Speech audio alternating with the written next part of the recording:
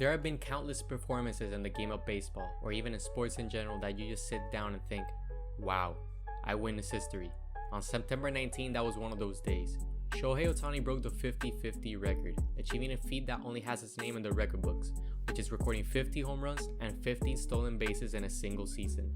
Of course, that is incredibly impressive on its own, but it was more impressive on how he achieved this. Heading into September 19's game, he was on 48 home runs and 49 stolen bases. He only needed 1 stolen base and 2 home runs to get to 50-50, but he has a whole 3 weeks to finish that off.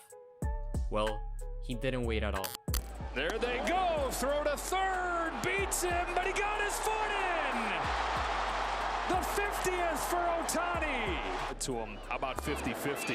How about 51?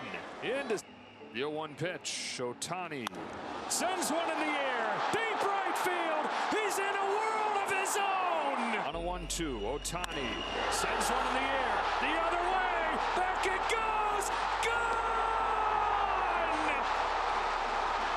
One-of-a-kind player, one-of-a-kind season, Shohei Ohtani starts the 50-50 club! Are watching this guy. Oh my gosh! Shohei Ohtani, the greatest day in baseball history! Shohei hit his 49th, 50th, and 51st home run while adding the 50th and 51st stolen base of this season in this single game versus the Miami Marlins. He also added a single and 2 doubles while not striking out or even recording an out in the process. A 3-homer, 2 stolen bases, 2 double, a single 6 out of 6 perfect game to break the record of 50-50 in a single season. That has to be the greatest stat line or game performance ever, right? Well, let's see. For starters, I wanted to do a video prior to Ohtani breaking his record on who should win the MVP for the National League. I wanted to evaluate on who should truly be the MVP, and when you break down who is the most valuable player for their team, I thought and still think it's Francisco Lindor for the New York Mets, due to the rise of the Mets team and Lindor being the key purpose on the team's success. Of course, I had to change the video idea completely, because this 50 out of 50 game is one of, if not the, greatest games in baseball history, and I decided to take another route for the purpose of the video. I wanted to compare the greatest baseball game performances in history to see where Ohtani's ranks and who is number 1. To determine who has had the single greatest game in baseball history, I got inspired by a formula used in another sport. In basketball, there is a formula known as the game score formula, which is to determine who has had the single greatest basketball game performance ever. This formula consists of every aspect of the player's single game. In this formula, there are certain weights to each player's statistic involved. For the points, as an example, there is a weight of 0.4 added to the total of points and multiplied with how many field goals attempted. That goes on with every aspect of a player's game, and that's how I got inspired to do a formula for baseball batters. There is a game score formula but for pitchers, where Bill James introduced it in the 1980s, later being reinvented by Tom Tango in 2014. For research purposes, we are using Tom Tango's 2014 as an example of what was the game score that MLB was using to determine the greatest pitching performance. For the pitcher's formula, they start with 40 points each, adding 2 points for each out recorded, adding 1 point for every strikeout recorded, removing 2 points for each walk allowed and hit allowed, removing 3 points for each run allowed, and 6 additional points for each home run allowed. Finding out about this formula, I figured out that there was no formula similar to game score but for batters, and that's where I saw an opportunity to create a formula to determine what's the best performance a batter has had in the history of the MLB. Before creating the formula, I decided to have a small sample pool for this test, selecting arguably the top 10 best performances in baseball history. Further in the video, I will be going in depth of each performance, all the way up to the best. But for starters, here are all the players who rank up the top 10. Shohei Ohtani, Shawn Green, Jim Bottomley, Scooter Gennett, Mark Whiten, Rennie Stennett, Reggie Jackson, JD Martinez, Stan Musial, and Rick Weiss, who was a pitcher that recorded 2 home runs and a no-hitter in the same game. To create a formula, you have to understand what are the most important variables in a batter's game. There are the hits, runs scored, RBIs, runs batted in, singles, doubles, triples, home runs, stolen bases, walks, and the bad things for a player, such as strikeouts and outs recorded. One of the very first formulas I tried to evaluate was this one, and we start by adding 20 to create a threshold just like the pitcher's game score formula, determining that's an average performance for a batter. What I figured out of this formula though was how I just put random weights without reasoning, just over evaluating some aspects in a batter's game such as the triples or even home runs, or under evaluating such as the strikeouts only counting as a -1. Because of this reason, I turned to a more reliable analytics program called JMP, where I can do a factor analysis and divide these single aspects of a player's game to see what are the most valuable and potentially create a better formula. For this, I combined the doubles and triples to one tab called XBH, extra base hits, and I combined the strikeouts and outs made as well. I also eliminated walks since they were not affecting the total score as much and created the following weights. As you can see, the weights are being displayed by the program, labeling which are more important to the total of the player.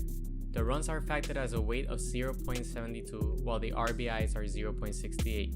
Strikeouts and outs are a -0.80, while the singles and extra base hits are a 0.78 and 0.80 respectively.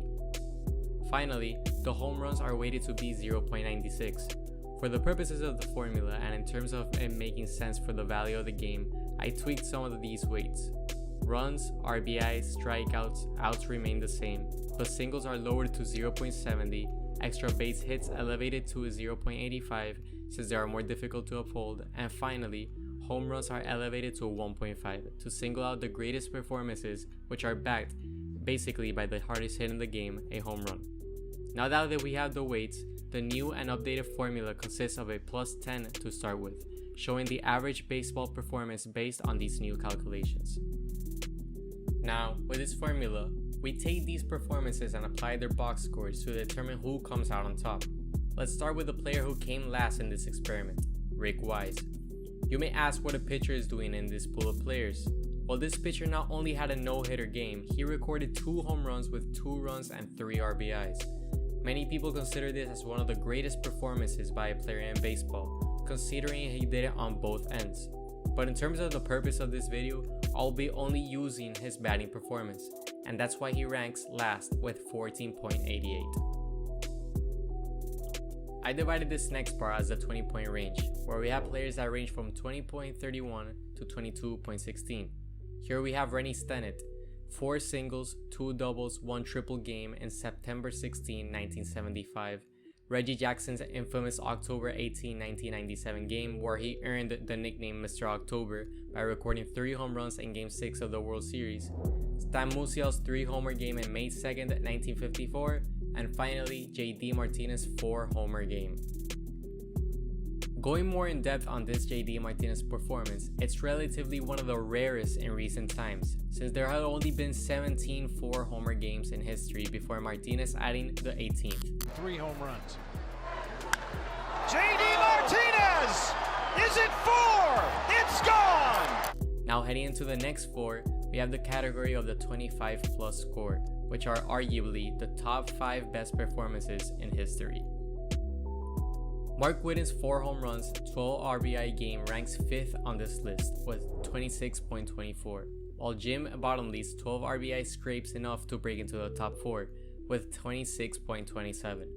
One would think that a 4-homer game just like Martinez would be in the lead, but Scooter Gennett's 4 home runs and 10 RBI game only puts him at 3rd with a 26.38. Leaving the last 2 spots to Shohei Ohtani and Shawn Green.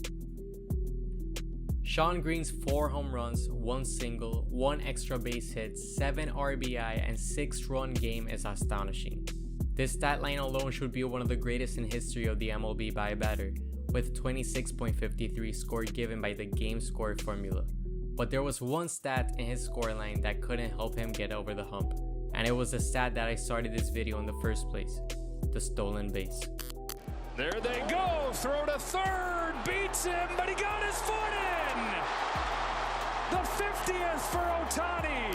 Shohei Ohtani's ranks as the single greatest performance by a batter in the history of the MLB, with 3 home runs, 2 doubles, 1 single, 10 RBI, 4 runs, and 2 stolen bases, giving him the total of 27.88, beating out all the other 9 batting performances. Without the stolen bases, his performance would have ranked second behind Shawn Green's, but stolen bases are part of the offensive game, and out of these 10 performances, he was the only one that recorded a stolen base, and in this game, he recorded 2. At the time this video comes out, Shohei Ohtani would be playing the National League Championship Series against the New York Mets and Francisco Lindor.